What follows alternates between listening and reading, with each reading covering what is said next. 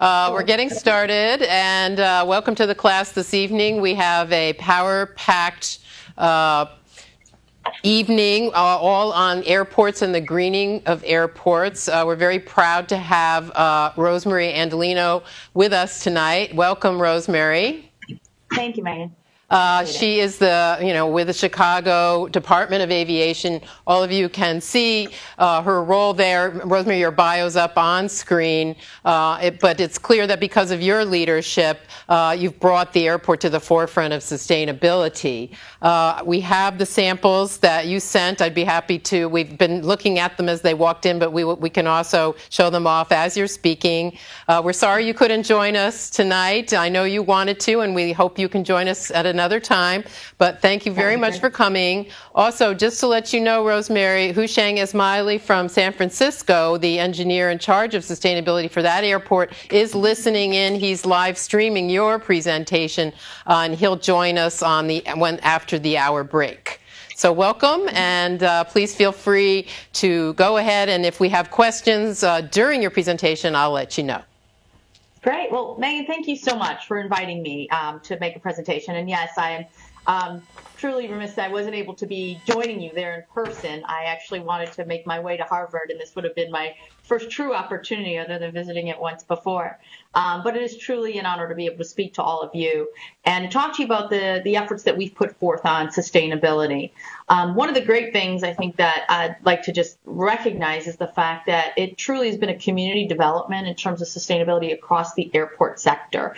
So we've been able to work collaboratively with other airports in terms of advancing sustainability in our facilities and across the globe. So it's been an exciting time in the airport industry. And, I do want to say, again, too, thank you on behalf of Mayor Manuel. So he was very excited as well when we were doing this presentation, when I talked to him about this event that we would be working with you all on. And so we're excited to invite you over here to explore what we're doing at any time as well. We're happy to do tours and have your students come out and visit us and explore airport. In fact, Tracy Buttons from your team has come out previously, and she actually wrote a paper that I'm sure maybe some of the students have read in the class previously. But I think that's, in fact, how we got connected. That's correct. Yes, I was just telling them right before you joined us how Tracy was the one to follow up with your office, too, to really connect us. Yes, so thank you, and I do want to recognize her because she wrote a great paper and spent a lot of time with us, and she sampled actually some of the food and offerings that you have there. Hers were prepared a little differently, and part of actual food offerings like our sushi and our Frontera sandwiches and all. But you have a little sample there of what we're growing in our aeroponic garden, which we'll talk about in a little while as well. So I want to touch on today, my presentation is going to touch on a few things about the airport, give you a little background about our airports, and we have two, Midway and OHare, and to talk about how we've integrated sustainability throughout our facility, and to discuss some of the emerging aspects of sustainability, what some of the other airports are doing, what's kind of on the horizon, and how we kind of communicate that with the general public, including yourselves. So we'll highlight on those. Going green for me has been part now of what I've been doing for the last, probably 13 years. And I learned from one of the best teachers out there, which was Mayor Daley, when I worked for him in his Department of Planning and Development. And that was over 10 years ago, more like 12, where, again, I kind of got infused with sustainability and green and how to make our communities more livable. And so when he appointed me in 2009, to run, or 2003, I'm sorry, not 9, 2003, to run the OHare Modernization Program, one of the first questions I asked was, are we implementing sustainable elements on our program? At the time, we weren't. So I'm going to talk about the OHare Modernization Program and how we started incorporating sustainability into everything we do. But that was kind of the key milestone for me in terms of my education on sustainability. So when I came to the department, it truly became part of our culture and bringing everybody into alignment on what sustainability was, and that airport construction and airport environment can actually be sustainable, even though it's not typical of what you see or what people associate airports to be. Our airports are our biggest economic engines in our city as well as our state. They employ, over 540,000 people. We generate over $54 billion into our economy, and we're constantly in growing that as well. We just came back from a conference in Abu Dhabi where we were it's a conference that's essentially speed dating for airlines and airports to try to create and foster new business and having more direct flights in and out of our facilities for both OHare and Midway. Tourism. In fact, I was appointed recently, the beginning of the year, on the U.S. Travel and Tourism Board. But, Commerce talks about how travel and tourism export accounts for more than $134 billion in 2010, making this truly the nation's largest service sector export and an important source of income and employment for millions of Americans. And so it's one of our fastest growing job segments. And, when you think about the hospitality industry and the travel industry and how we can continue to infuse it and grow it, and again, the jobs it creates, airports are kind of those key elements of moving people in and out, our port of entry for our visitors. So we refer to Midway, give you an overview. Again, Midway is our little gem of an airport. It is truly the busiest square mile in the nation. It is located in a densely populated area. It's right in the center of a community surrounded by residential and business and industrial community. The needs or the impacts at OHare and Midway are similar but yet different. Again, Midway is truly in the middle of a community. Noise mitigation is key there, again, addressing the community's needs, as well as we've been doing some beautification around Midway to try to educate the residents in and around Midway on types of products to plant so that we cannot attract wildlife. So we want to encourage beautification, we want to encourage trees and plantings, but we don't want them to be things that attract wildlife. So we do an educational program around that as well. And we're doing a major we don't have a lot of construction at Midway except for ongoing maintenance efforts, which we do in a green manner. But we are building a consolidated rental car facility, which will take the rental cars out of our main garage and put them in a separate facility where we can actually then garner more revenue out of our main garage because of the demand there. But our new facility is going to be green as well. So we're building it in a sustainable manner, which is going to reduce kind of circulation traffic around the airport by the buses that move around the folks from the carports. So some neat initiatives going on there. And a lot of the things we're talking about today and more information can be available online, and we'll be happy to answer additional questions or provide more info as well. And OHare is actually our global gateway to Chicago. And like Midway, it is also surrounded by community. It's just not as close to our border as it is at Midway. But it is, a truly kind of surrounded by neighborhoods and industrial. We have major industrial parks around it that have grown, but we also have some other kind of buffers nearby. But we've been focusing on growing our operation at OHare. We have a major development program going on, which is our OHare Modernization Program, which is an $8 billion program to modernize our airfield. So you could see what OHare looked like on the top picture, the old configuration, and below is the future configuration. Part of it is already built. We have that runway all the way on the top. That's built, and it has a new air traffic control tower that I'm going to talk about in a moment, as well as a 3,000-foot extension to one of OHare's busiest runways. And we're currently constructing what we call Runway 10 Center, which is a Group 6 capable runway. And all of this effort required a lot of moving parts, and most of all, the challenge of building on an active airport, and not only any active airport, but one of the world's busiest airports. And so when we embarked on this effort, back again when I was appointed in 2003, we were going to do all of this construction, but there was no sustainable guidelines that we were going to be using because that wasn't part of a program for heavy civil construction or design. And so when I first started, I kind of went to the source. I went to LEED, the USGBC, and said, hey, can you guys develop guidelines for LEED for us when we're going to be doing this big, heavy civil construction project? And their answer at the time was, well, we're busy. We're doing our LEED for housing, LEED for hospitals, LEED for schools. So they were kind of growing themselves and weren't prepared to develop a program for heavy civil construction. So what we did was we gathered a group of industry leaders together, and we were able to create what is called our Sustainable Design and Construction Manual. And you'll see we have, and that has grown now. So we have green construction, and now we are growing into green operations as well. And the green operations includes dealing with not only the construction of what's going on, but our tenants, our concessions, as well as engaging our passengers in the community in sustainability as well. So not just the day-to-day construction or what we would normally think about, but other aspects as well.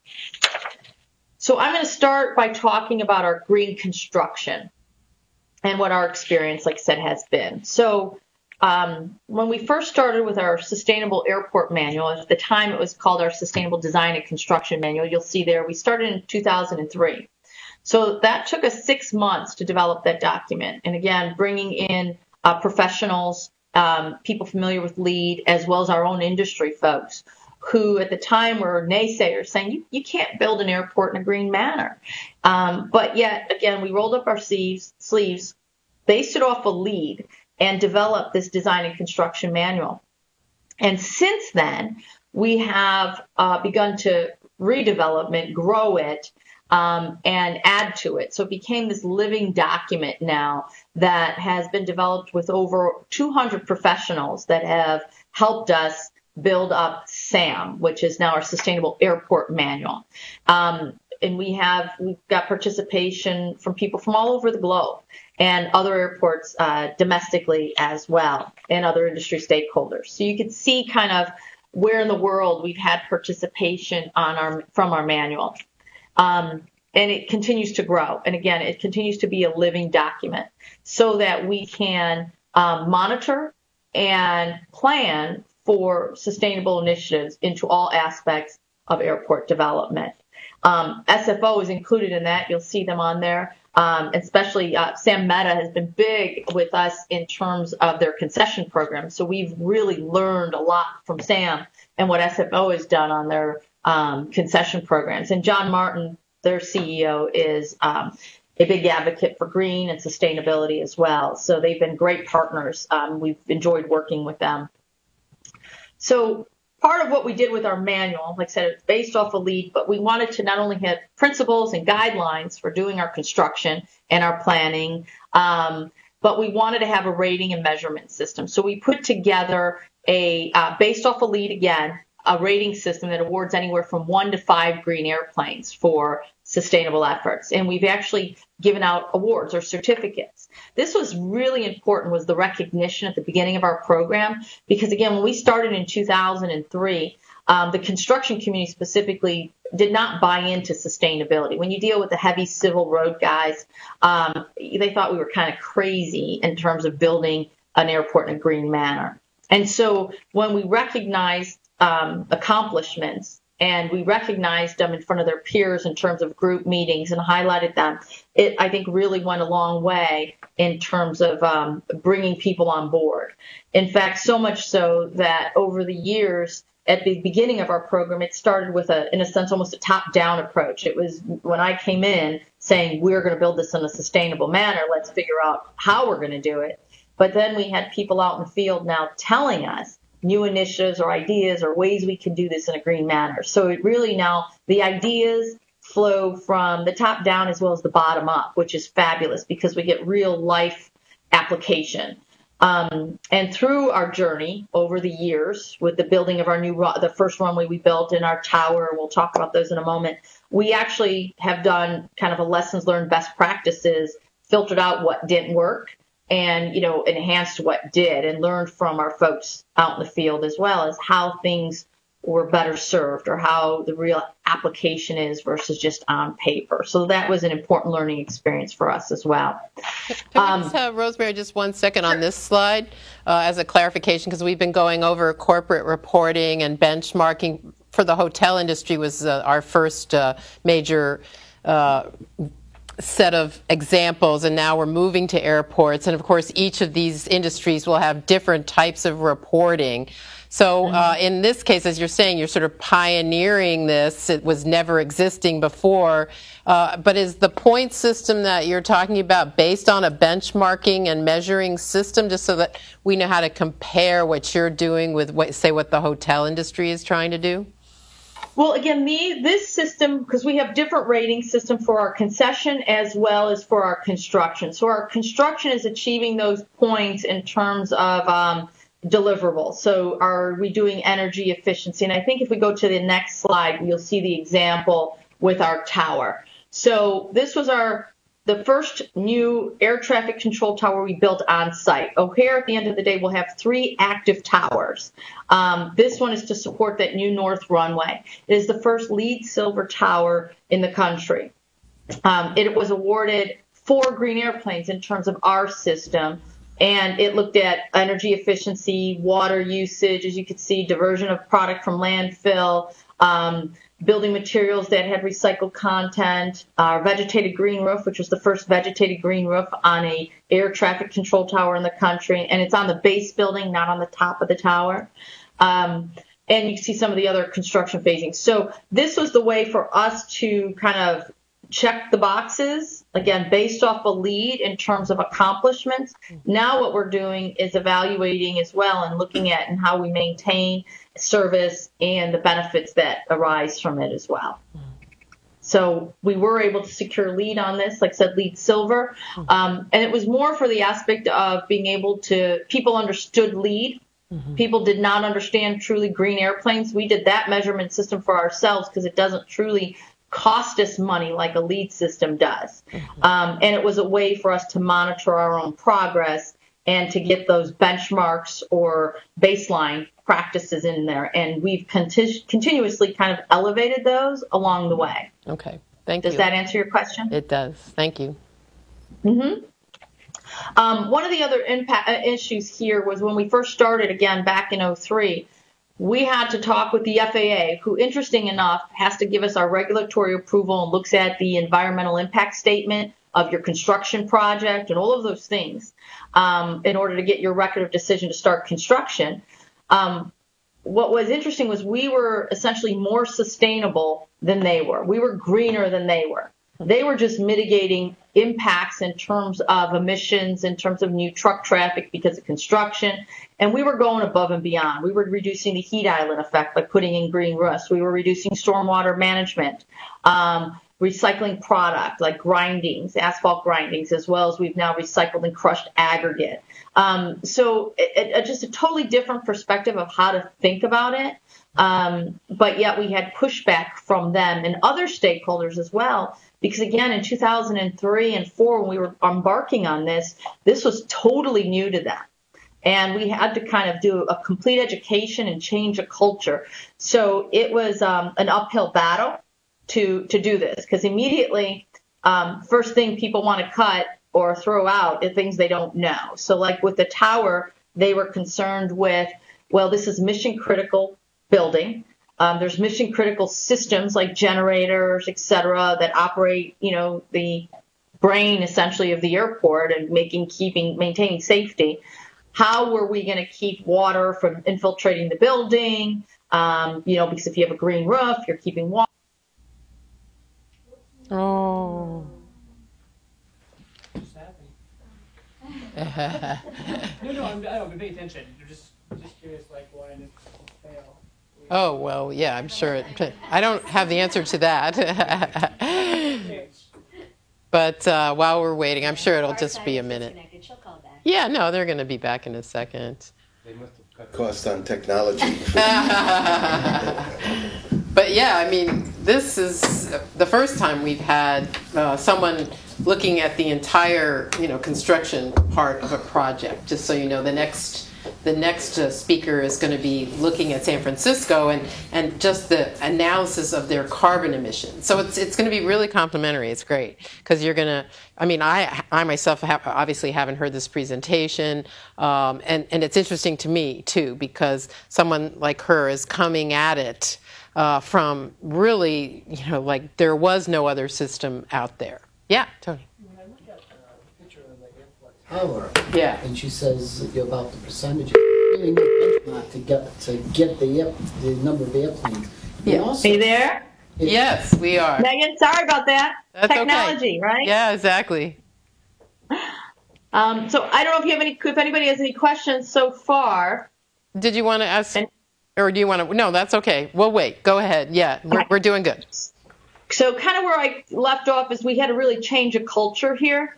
And not only with the FAA, again, the body that regulated us and was requiring us to meet certain green initiatives, like I'm going to talk about in a moment in terms of replacement of waterways and wetlands, et cetera. But, we had to convince them and let them know about all these other things that we were doing and how we were doing them in a green manner that went above and beyond what their requirements were, and that these new initiatives that we were embarking on and teaching them about, talking to them about, were exciting, new, and were not going to destroy their mission-critical equipment. And we took them on kind of field trips because the CTA had a green roof on one of their mission-critical buildings to showcase how it can be done. So it was really a hand-holding and educational process. One of the other things we did was 5 years ahead of the federal government's mandate, we required clean construction equipment. We thought we'd be really clever and be really aggressive and require tier 4 equipment. The problem was when we went and met with the manufacturers like Caterpillar and John Deere, they weren't actually producing it yet. So we were still at tier 1 and tier 2. So one of the lessons learned there was make sure you know before you demand and require things in contracts what the availability is for your customer. What is that? Actually, I'm not familiar with those terms, even myself, Rosemary, the tier 2, 3, and 4. Can you help us with that? Well, we were just thought, instead of just going with tier 1, which in 2003, which was available on site, which is the level of efficiency and cleanliness or that the emissions that the vehicles would emit, we thought we'd be even more aggressive and go with a tier 3 or tier 4, but they weren't producing those vehicles yet. Those were kind of the next steps, like the next generation of construction equipment. And so, but luckily we didn't demand those products in advance of us putting our bids out because our contractors wouldn't have been able to meet that because they didn't exist. We just thought we were being creative or more aggressive and even greener. So, but we worked closely with Caterpillar and Deere to understand what was in the market and when different product was coming out and what we could require. And so another thing we did for the tier 1 or the older equipment, what we had them do is retrofit with either an oxidation catalyst or a particulate trap in order to, again, provide cleaner emissions on existing vehicles. So some products, the older products, were retrofitted, but now 88% of our construction equipment is tier 2. And then if it stayed on for, I forgot how many hours we required, but you had to have, if you were just dropping something off and leaving, you didn't have to meet essentially the tier 2 requirement or the retrofit. But if you were going to be on site, then your truck had to be essentially approved. And that's where you see the green sticker. So we were able to see what vehicles were on site and were green because they met our standards. And so we were able to monitor that. The other thing that was interesting is we required the use of ultra-low sulfur diesel fuel within all of our construction contracts. And at the beginning, when we were kind of talking to people out there in the marketplace, they kept saying, your bids are going to come in really high because nobody's going to be able to provide that at a reasonable cost.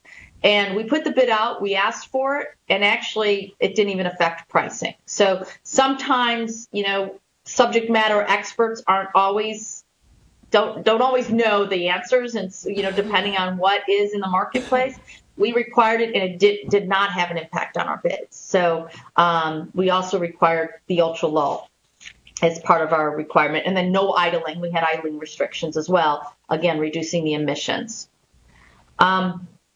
Another big initiative for us was thinking of how we dealt with our materials, because we're tearing up essentially an existing construction site, an existing airport. So we had, you could see the mound on the picture there of that green mound. That was a noise berm, as we called it, which was essentially over the years, things just got pushed out, which created what was a noise barrier, or actually a visual barrier. People couldn't see the airport, so we assume if they can't see it, essentially they can't hear something, right? So kind of shaded the operations.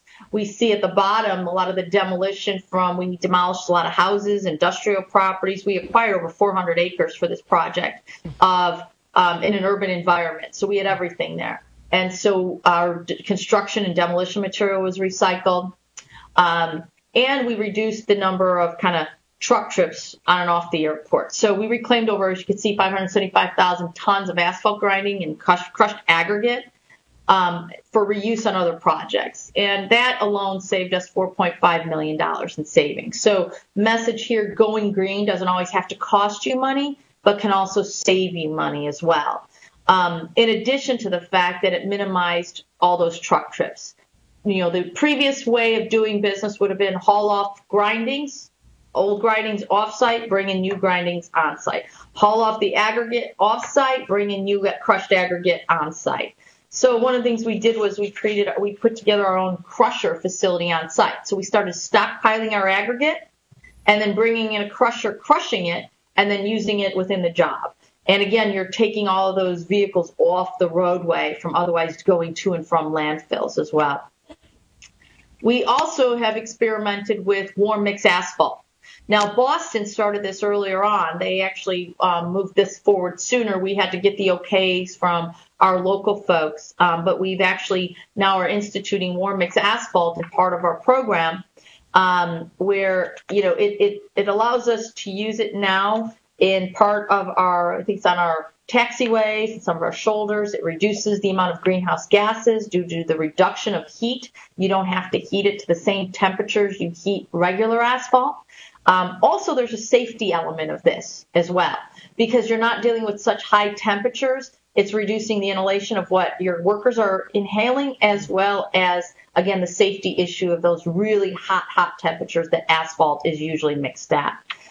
So this has really been a win-win for us, and we're working closely with the University of Illinois Center of Excellence, who actually we do pavement testing with them, whether it's to determine the types of mixes or the depth of our runways, determining those elements that constitute a runway section, which is essentially basically 3 feet of pavement. It's like a lime stabilized base, 2 6-inch lifts of asphalt, and then usually anywhere from 12 to 15 inches of concrete. So warm mix is still kind of new and fresh out there. Not everyone's using it. But again, you can see it's a lower energy use during construction. The higher recycled content goes into it for the product, so recycling and repurposing of product. The lower VOCs, or volatile organic compounds. Again, that blue smoke smell, and it's safer for our contractors. So over the next few years, we expect to use over 720,000 tons of warm mix asphalt for our project. And so again, part of the challenge at an airport is making sure we have all those approvals that are required by people like the FAA and others. So experimenting, we're getting better at it, but it's still safety first. So we have to make sure we test it, it's tried and true before things can be kind of rolled out. Because again, safety is a huge element of everything we do at airports. Another element, and I touched on it in our recycling and repurposing and crushing, but we also put in place a balanced earthwork plan at our airport. So one of the things, you saw that berm in that first picture that I showed you, one of the things we had at this airport was a lot of dirt. And we were building a lot of new runway, and there's definitely grading issues in terms of the movement areas of planes. So they have to be the slope has to be very a low slope, I guess you could say. It can't be a very drastic incline or decline to your pavement. So for our balanced earthwork plan, we actually had to move about 20 million cubic yards of soil. So that's enough dirt to fill the interior of the Sears Tower 10 times. So it's a lot of soil. And again, it took us a little longer, but how do we keep that soil on site instead of hauling it off site and traversing it through those communities? So to keep it on site, again, we had to implement a plan, but these were the benefits of doing so. It was, again, a little different because previously you just, fill up the trucks, take them off site, dump them in landfills. But we managed to keep 20 million cubic yards of soil on airport property by implementing this program. We saved over $140 million in doing so. Again, a way to save money while going green. And more importantly, it saved over 600,000 haul trips, which again, as I said earlier, is we're in a community. We're surrounded by community. And all of those roadways we would have continued to congest if we continue to put all of those truck trips on those local roadways. So it reduced 44 million vehicle miles traveled of truck trips and saved over 72,000 tons of carbon. And again, the impact to the neighbors, we can't even quantify it because, we would have gotten a lot of complaints had we done all of this, not to mention the wear and tear of the local roads. But we would have got a lot of congestion complaints as well, which we already live in an urban congested environment. Another example of our earthwork management plan is what you see here with our 10 Center East mass grading project. You'll see, and highlighted in that box, what you see in that little red area is what was our new basin, and what you see in that blue and turquoise area is what was formerly known as Lake OHare, which was only about 15 feet deep, but it was a massive area that we had to fill in because that's where our runway was going to go. But we had to build a new basin, which is that red area right underneath it, which had to be the new basin. Now, this basin also helps mitigate against flooding in neighboring communities because it keeps the stormwater on site before it's released into the Metropolitan Water Reclamation District. And so when we bid this project, we bid it with minimal risk. So because we didn't know what the cost would be in terms of if we asked them to cut and fill at the same time, meaning cut the new basin and fill the old basin at the same time because of what that we had to maintain water capacity as well. So instead, we built it as a two-part program. Cut the new basin and fill in the old basin after. So the contractor would have been handling that work, the dirt twice, double handling. What happened, because we allow in our contracts for means and methods, and this is what we were hoping for, but again, we weren't certain how to achieve, the contractor came back after winning the job and said, hey, we have a different method we'd like to talk to you about. We think we can get this project done earlier, faster, while still retaining water capability by doing a cut and fill method. So we're going to cut the new basin and fill in the old basin at the same time. We're going to maintain some water capacity, and then it's all going to flow and things will work out well, and we're going to bear the risk to that. But we think the benefit of that will be we could save you time. At the end of the day, they were guaranteed their money. So they received their profit. They got more of a profit out of it by reducing a year's worth of work as well. And so that was a win-win. But the contractor looked at it as a bottom line approach. And for us, it was a sustainable approach because they only handled that earthwork once, not twice as well. So it's just how you go about many things of what we do now, we do for that bottom line. But if you think about how you do it, you're technically many cases doing it in a sustainable manner anyhow. It's just how we think of things. So that was a sustainable project. The other thing we've done aggressively here at OHare is I talked about the urban heat island effect and stormwater management, but we put in vegetated green roofs. So we have over 330,000 feet of green roofs at OHare right now and Midway. Our largest being our FedEx facility, which you see in the center picture, which is basically 3 football fields in length, 175,000 square feet of green roof space. That, too, getting FedEx to, again, change their culture and how they think of things was what we had to do at the beginning of the program. Because they, too, said, why would we put water or roof green on top of our roof? How are we going to maintain it? We've got mission critical activities happening underneath here. It's our entire sort center, which is important for us on our on-time delivery, and everything our business is about. And we said, we believe we can do this, and let me show you how, and let us educate you. And part of your corporate mission states that you are a green company, and so this is something you need to highly consider. And again, through the education and the dialogue, we finally got them there. But it was an extensive process. We also, you see in the right-hand corner, there's what looks like a tollway, which is our entrance point to OHare. We have, those are manned booths there that all the airport employees or deliveries come through at the airport. There's a vegetated roof on top of that canopy, which essentially is like toll booth, like a toll booth canopy. We evaluated at that time solar. Solar did not make sense at the time, so we went with the vegetated green roof. We also, as you can see on the base building of our tower, where we have the vegetated green roof there. What's funny is when we first started, everybody kept asking, how are we going to maintain this, right? How are you going to mow the lawn up there? So we joked then that we were going to bring in goats.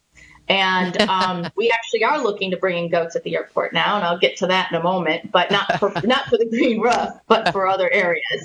But these are pretty sustainable. The first 2 years, you basically are dealing with maintenance, and then they're pretty much almost maintenance free. So it's working out really well for us. Now, as part of our environmental impact statement that I talked about that the feds had to approve, none of these measures in terms of stormwater management were accounted for as part of our EIS. But I firmly believe that if they were at the beginning of our submittal, that we could have gotten credit for all the stormwater management elements that we put in, other than building those big basins I talked about just a moment ago to hold water. So, or we could have built smaller ones because we're holding water on some of our roofs like this. Yeah, can I ask a clarification on Sure. that? So you're saying that with the original environmental impact statement, they required those basins that you showed Correct. in order to prevent stormwater runoff into, the watershed, right? But Right. So this was an additional step. Do you know yet what percentage of runoff it prevents? Do you know it? No, I do not know or have that yet. I mean, I think total, it would just been probably reducing the size, not really eliminating the need.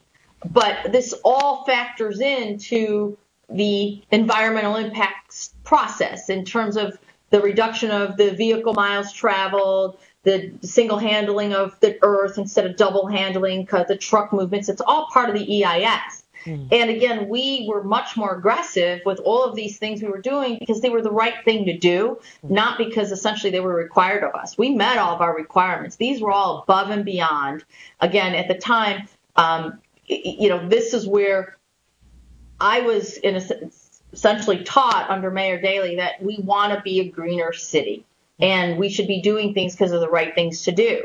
And government should be a leader in some of these areas so that we can actually reduce costs, right? You bring down the cost by making it more mainstream. I remember when we were first building green roofs in our communities, when I was in the Department of Planning and Development, and we were having fights between the roofing contractors and the landscapers of who was going to do it. And the roofers said, you can't do this, and we want nothing to do with it. And you can't put green roofs on top of roofs. The landscaping groups essentially are the ones who actually figured out how to do it, and we're the ones placing them. Now, 12 years later, there's another fight going on where the roofers in Chicago, they want control over the green roofs because they're becoming the norm, and more. So we've changed, again, a culture, and the cost has come down. The education is now reduced because it has become especially more mainstream in Chicago. Particularly. So it's been fun to see the industry change. This is going to be that I told you we're going to have 3 air traffic control towers at our airport. We have 2 today, 2 active ones. This will be the 3rd one. Now, we didn't have the same educational battle with the FAA on this one. In fact, one of my key components was I want to make sure we're going to build this green. And in our opening dialogues, they came in and said, hey, we want to build this in a green manner again. We liked doing it the first time, and it's working.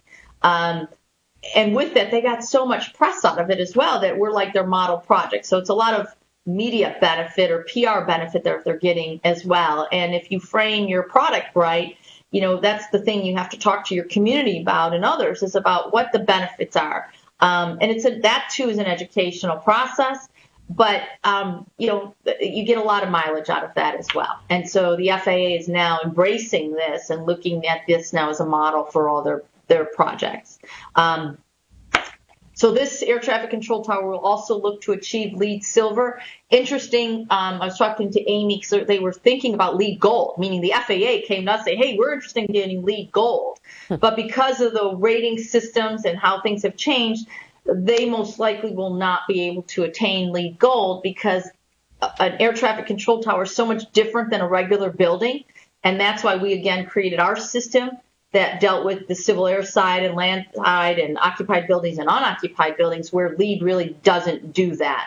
And an air traffic control tower, the base building is just like the systems and offices. And then the tower in between is just means of ingress and egress and housing of equipment that then services the main tower on top. So it's not your typical building, you know, and work, you know, so you don't get all of those same type of benefits that you do in an office building or other type of place. But those are we're going to be doing geothermal, which is going to be exciting. That's a new initiative for us. Other airports are doing that. But some of the other stuff is similar. The one thing I didn't talk about on the first building, but was on our notes was purple board, which is being used in, again, the main facility, which helped with the reduction of kind of you get a lot of condensation in the tower because, again, the air circulation movements because of the way the structure is. And so they were having challenges with workforce in terms of mildew and mold buildup in their towers because of the condensation and moisture that was building up. With the purple board that we put into that first tower, now you're getting a cleaner environment because the purple board is resistant to that. It's a moisture, does not allow that moisture or the mold to grow. So there's a workforce benefit there too and a health benefit for the employees. So they're going to be looking at that again or pushing that as well. So another issue at airports when we think about how we develop them, I touched briefly on the consolidated rental car facility at Midway. We're building one at OHare too. So right now, all of our rental car operations are linear in all different places and run their own buses in and out of our terminal core, which again causes more congestion, impacts our roadways, both the wear and tear, as well as, again, the congestion. So what we're going to be constructing next will be a consolidated rental car facility where our people mover, or ATS, will go right into it. So reducing the need of the buses and help opening up our roadways by eliminating all of that traffic. This will also be able to it's going to be built in a green manner. We're looking at reclaimed woods. We are, looking at kind of, again, the people mover coming in. And then we're also looking at putting in, it's almost like a transit-oriented development. Metra is on the back end of that. So it'll allow better access for the Metra line to those people to come in and out. And connectivity to what we have the blue line in our terminal core so that people can go from the Metro line to the blue line by taking the people mover. Bringing in your workforce can now come in on the blue line and then come to the ATS facility. So again, and then we're looking at developing the complex further with hotel and office. So again, looking at that transit-oriented development. So in terms of how we're leading by example, like I said, different airports across the country are doing many different things, and the best thing about it is we're all learning from each other. So we are looking at benchmarking and audits, and that's kind of our next step. We're dealing with LED runway lighting and energy efficiency of our jet bridges, as well as change out of our lighting throughout our facilities for reduction of energy, as well as heat. As well as zero waste, which is what we're embarking on now, which gets efficiencies and cost savings because we could do it collectively with our stakeholders, our airlines, concessionaires, as well as the airport. We've got an RFP that we will be reviewing and then awarding for 5 sites on 52 acres of land for solar. Now, Denver has truly been kind of the pioneer. They have a huge solar farm now, but we're embarking on this as well, and it'll provide about 10% of our electrical needs. We're looking at alternative fueling stations as well. Again, lessons learned. We went out with a bid that was a quick transition from regular fuels to sustainable fuels, and it was a quick phase out. That didn't work. We only ended up getting one bidder, and it wasn't really kind of what we wanted there. So we actually took that, discounted that, put out a new bid, talked to the industry further to make sure we better understood the needs and kind of the phase-out period that would be needed and what we would really be requiring. So we put a bid on the street that will be they'll be submitting soon as well, and so hopefully we'll have a multi-fuel fueling station. We already have electrical vehicle charging stations in our terminals, but this will also deal with multi-fueling. Just a clarification, that's for all of the service vehicles on the property, or? That will be for basically everything but commercial as well, and private. So people, it'll be on a corner of our property that's accessible by Higgins and Mannheim, essentially, and be accessible by private industry, commercial vehicles. Some of our neighboring communities have said we want to convert our fleets, but we don't really have access to the fuel. If you put this in, we would probably strike a deal with these folks and buy our fuel from them as well. So it'll serve multiple purposes. Okay. Goats. Talked about goats. So we're in the market for a goat and a shepherd, or goats and shepherds. We will not discriminate. We will take llamas, sheep. It doesn't matter. But we have areas in which we can't really mow. And as you guys probably know, mowing is a big contributor. Lawnmowers are big contributors to emissions.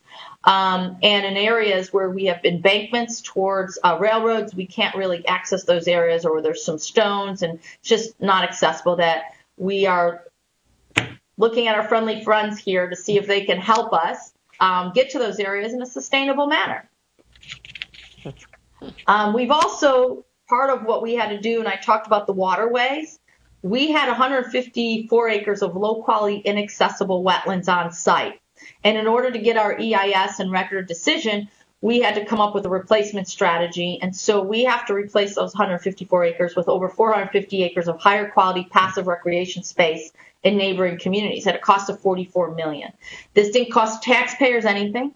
And in our watershed, essentially, these communities are going to get enhanced recreation space. And can I just ask, I don't think the students, we've covered this as part of the EIS process.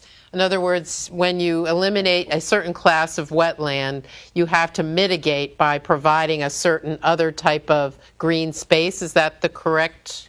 Yeah, well, and it's different for, essentially, but like there's different ratios of mitigation for if it's a water of the U.S. or if it's just a little stream, or different types. They have like 15-to-1 ratio. So you might impact 1 acre, but you have to mitigate it with 15 acres. Nice. And some even higher, some lower. But those are how we went from 154 to 450. Right. Now, it's a good thing for the airport because wetlands attract wildlife, specifically birds. Birds and planes don't mix. So we want to get those wetlands off-site, again, for safety purposes, and in areas where the community can enjoy them. You can't enjoy a wetland at the airport that's behind a fence in a secured environment. So this way, we're actually we partnered with Corelands, and they are already reconstituting or repairing and enhancing waterways. And what we were able to do, partnering with them, is expand the areas, the wetlands that they're already repairing or enhancing, and getting greater amounts of wetlands in key areas, breaking farm tiles and restoring back the prairie, essentially, that was there, and getting a better ecosystem because of the fact of the wildlife and the birds and everything, that the habitat that it creates. So it's really exciting. We went out. That was a tour when we got to see our money at work. But again, that's a win-win where the community benefits in terms of open space, passive open space. It's not soccer fields. It is, habitat, essentially. Okay, thank you. And Sure. while I've got you, we have about 8 minutes until the end of the hour. And what I'll do is then take 5 minutes or so of 5 or 10 minutes of questions starting at 6:30. Is that okay? Okay. All right. Sure. I'll just get through these real quick. Noise mitigation, a key thing. We probably invest $24,000 per home, and this is big with the community if you live near an airport as well. This is SAM concessions. We actually put, and San Francisco has done this. We copied it. Go back to the one before. That one. Nope. Go back. Forward. This is Rick Baelish. They do local sourcing. They're a local restaurant. Go next. This here is water filling stations, refilling stations, post security, so people can bring their own water bottles and fill up. This is an urban garden experimental project we did with one of our concessionaires, and that's the product you see before you. Right. Some of the vegetable and lettuces and herbs that we now grow and used in our concessions, like the Tortas Frontera. These were doesn't sent from supply the everything. airport. This is No, we lost her again. Yeah, we'll just do it during the break. Yeah. We lost her again. Oh. Oh, darn. Well, yeah, so at any rate, this is basil and looks like sage. This is the first incident of imported. Yeah, this chives, parsley. You there? So the other thing you have there, Megan, is our honey. We Yes. actually have apiary at the airport too. We started off with approximately 25 or 23 beehives. We now have about 50. And the one thing I'd like to highlight there is that really is a kind of an element of people, planet, and profit. We're working for our apiary. The people out there that tend to those hives are ex-offenders, and they are being trained in terms of job training and, second chance at life and opportunity here. And that product, Beeline, not only makes honey, but they also make body products that the next step is to sell. We're already selling the honey at the airport. The next step is to also sell some of their toiletries and lotions and stuff at the airport as well. But really kind of looking at, the holistic approach to people, planet, and profit there. Lastly, we have our Airports Going Green Conference, which will be here in November. San Francisco is taking part of that, and many airports across the country and around the globe, where we talk about those best practices, lessons learned, new upcoming opportunities, and hearing the new thoughts, ideas. So it's usually 300 participants come to that. We have over 40 speakers. It's a great event. It's our fourth one? Fifth Airports Going Green. And it builds on our SAM to constantly be able to update and learn from each other. That's a shame.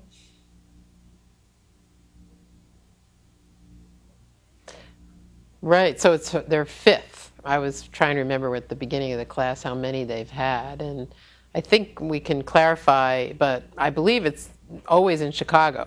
And so they've been hosting this for 5 years, and I'm sure all of you saw the number of airports that are now being inspired to get involved in this. So really, she is the sort of leading light behind all of this. That's clear. So what's her title or job description? Commissioner of the entire aviation system of Chicago. Yeah, it's a lot. I mean, she reports to the mayor.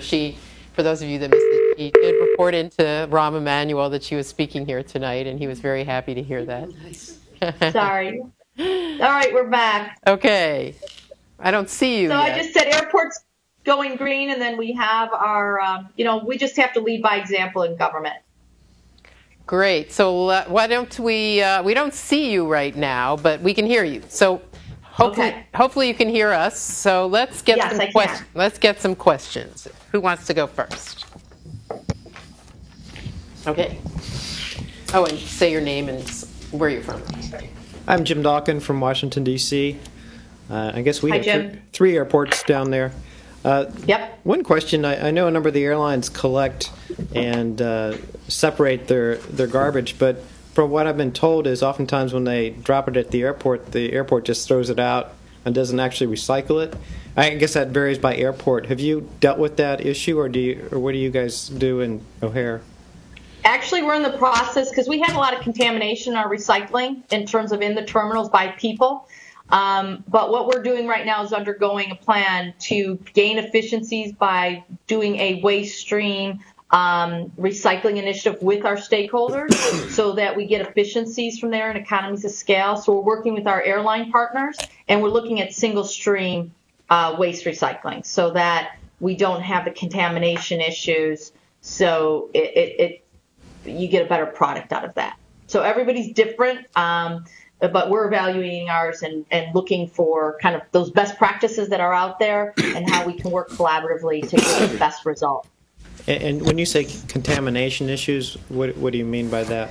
When you have the cans that have, let's say, bottles and waste and paper, sometimes people put their wrapped sandwich paper in what is clean paper, newspaper, and you get contamination.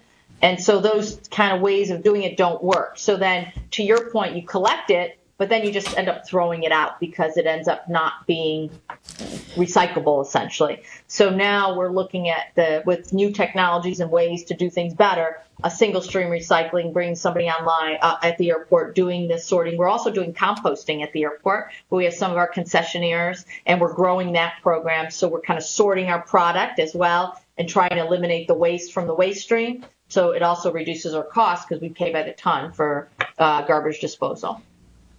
Thank you. So we're definitely working on it. Okay, yeah.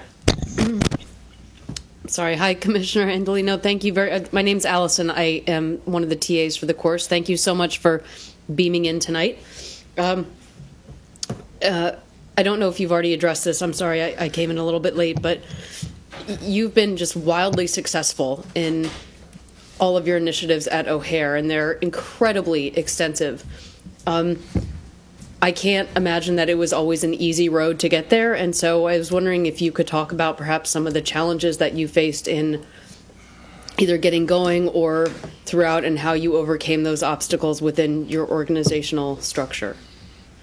Sure. A lot of it, and thank you again. Thank you, Allison. That's a huge compliment, and we're doing our best. And again, we feel that there's still a lot more to go, but we've been able to kind of overcome those challenges by bringing people together and talking about it, learning from each other, learning from other airports, seeing what people are doing. We got buy-in from our entire group. So on the construction side, the guys in the field were important that they bought in because they were the ones monitoring the jobs and making sure that the contractors were doing the things we set out.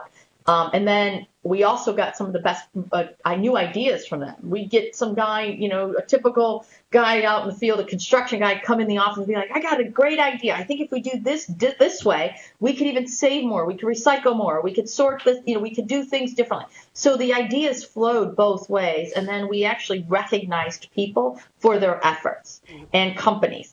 And we've given them awards. And on our concession program, we're doing the same. We didn't go over our rating system for concessions, but we have a program that we're, again, recognizing them for their efforts and then awarding them so that they could post something in their restaurants. They could talk about it to their customers, because more and more people are interested in sustainability and sustainable practices. And it's also become more and more of companies are having that culture or some level of sustainability built into their mission statements now. For us, or for me, it's important that it becomes almost like safety. You don't have to say we want to have the safest airport. It's kind of unequivocal. You, of course, want the safest airport. Everything you do is so that safety first, right? So sustainability to me is at that same level. I don't want to have to say, oh, by the way, Allison, are you doing that in a sustainable manner? It is now kind of the question. My team won't bring me something unless it is sustainable. And if they have to, they're going to have a caveat at the beginning saying, listen, we looked at everything. We can't do it with solar power or geothermal or X, Y, or Z, and this is why. But they don't come in without trying.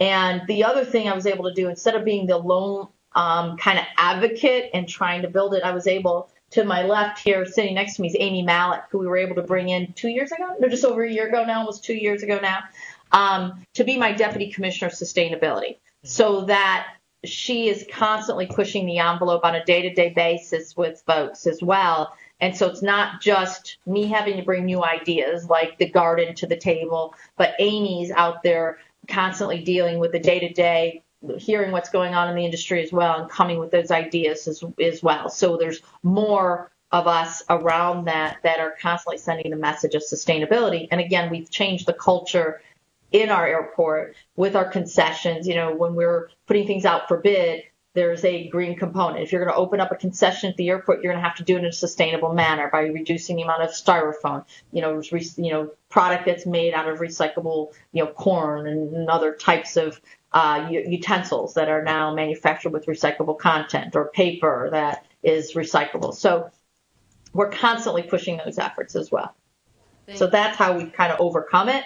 But it's really about the bigger community. And that's one of the things I love about the aviation industry is that there's so much sharing and best practices. We pick up the phone and can call SFO or call Denver. What are you doing here? How did you, overcome those steps? How were you able to initiate? What is the ROI? Is it worthwhile? So you're able to talk through. And that's part of what Airports Going Green is all about. And our manual is about those best practices and a place to go to get all of that. And again, learn from each other. So we don't have to make the same mistakes, but we learn how to build off of each other. So we're constantly raising the bar and getting better. That's great. I just have two comments. The first is we have Faith Taylor, who's the Director of Sustainability for Wyndham Worldwide, which, as you can imagine, is an enormous organization. And so much of what she talks about as far as attributing her success to all of their initiatives is almost identical to what you've talked about. I mean, this complete system-wide overhaul, but from rewarding the employees to just total stakeholder engagement to so much of what you said resonated. And of course, they're another example of really successful sustainability initiatives. And my other and last comment is that I think that you should go with the llamas and then make sweaters for Chicago winters. An offshoot. There you go. We're going to have to get somebody to crochet or something, too, and put that out to bid. Or knit. I have one more question, and then I'll see if any of the other students do, Rosemarie. I was very interested in your comments of comparing the environmental impact statement process, which is the federal process that we presently have, of course, and we reviewed that early in the class by way of, looking at, what is the trade-off, what are the trade-offs, as you have explained, that can be made in such a massive construction process. And then you talking about how Chicago has taken this leadership role, not only with the airport, but with other parts of city construction projects to set what almost sounds like a new normal. And how, from the federal regulatory processes are not recognizing that is really what you're saying. And so I'm wondering, like if you were to put on your, like looking into the future types of glasses, and since you're connected to some fairly high-ranking political officials, what do you see that new normal could become something that, enters into regulatory processes?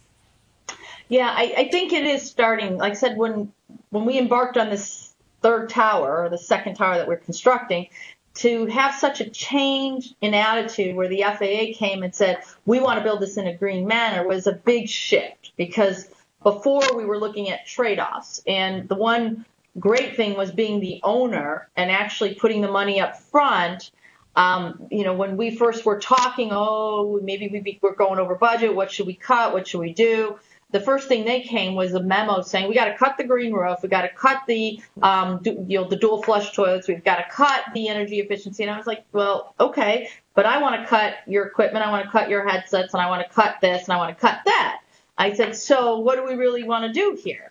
And so we stood stern, and now, again, we didn't even have that dialogue. Now they came and said, we want to be gold. What kind of leverage you might have or what kind of influence you might have on airlines? Well, actually, it's definitely taken notice. I mean, United came to us, who's our hometown carrier, and said, we really have liked what we've seen and how you've been able to educate people and raise awareness of your sustainable initiatives. And we want to build on that. And one of the things they did was invite us to participate on there's this MASB program, which is a biofuel testing program that we're working with United Airlines, Boeing, Honeywell, us, the name of it? Clean Energy Trust. And we're working together to, again, explore biofuels. And so the airline industry is moving there. I talked about our waste stream. So in our airport with our concessionaires and our airline partners, we're looking at how we gain efficiencies and cost reductions by doing the single stream instead of each of us having our own waste contract, which again has more trucks traversing our airfield as well. So it's a safety issue and it's a cost issue. So if we're able to get, X amount only trucks a day hitting all of us at once, we get greater efficiency there and reduce emissions, et cetera. So they are thinking that way. They're doing some recycling on board. I think the industry itself, we all need to standardize in order to make that happen better, because the way Boston does it, like when you're on a plane and the flight attendant's coming through and collecting the garbage and trying to sort it, and the way it gets disposed of in Boston, maybe they use pink bags instead of blue bags for certain things. And so the industry itself, we really all need to try to figure out ways to make things, simplify them and make them more efficient so that the carrier, whether coming to Chicago, going to Boston, going to San Francisco, it ends up being acceptable and, it could be sorted simply. And so so those things it's hard. I mean, just at OHare, we have 45,000, or at our two airports, I should say, we have 45,000 badged employees, 38,000 just at OHare alone, and all of our tenants and concessions. So you can imagine the amount of individual cultures and independence that exists that we're trying to, again, pull together with their sustainable folks or their folks in charge of facilities with Amy, trying to coordinate efforts on sustainable elements. But it's happening. Okay, one last question from one of our online students. Do the airlines get a tax credit for the participation in the renewable initiatives at OHare? No, not so much a tax credit, but like I mentioned, the VAL program. So we were able to secure a grant from the federal government for some energy efficient jet bridges with them. So we were able to get money that way to put towards programs for the carriers and with some new, improved facilities. So that's kind of what we've been working on, but not so much tax credits. Reduce costs for us, reduce costs for them. Yeah, exactly. So we pay less because the way we work, we have a residual agreement with the airlines. So we essentially don't pull a profit. They pay all of our costs. We don't have any tax dollars used to pay any of my position, even though I'm a city employee, or anything that happens at the airports are paid for by the airlines. And so we do a true up essentially at the end of the year, revenues, expenses, if the revenues are higher, expenses are lower, they get the difference. If it's the other way around, they're on the hook. So the better we all do, the better they do at the end. So, and it makes it good, again, it's the right thing to do. Well, that's great. I think we could go on and on, but we got to let San Francisco come on. So thank you so much. It was just scratching the surface, obviously, but we enjoyed every minute of it. Thank you so much for joining us. Thank you, Megan. I really appreciate it. It was really a delight. So, all right, we're just going to take 5 minutes and then bring San Francisco right on. Okay. Thanks. Thank you.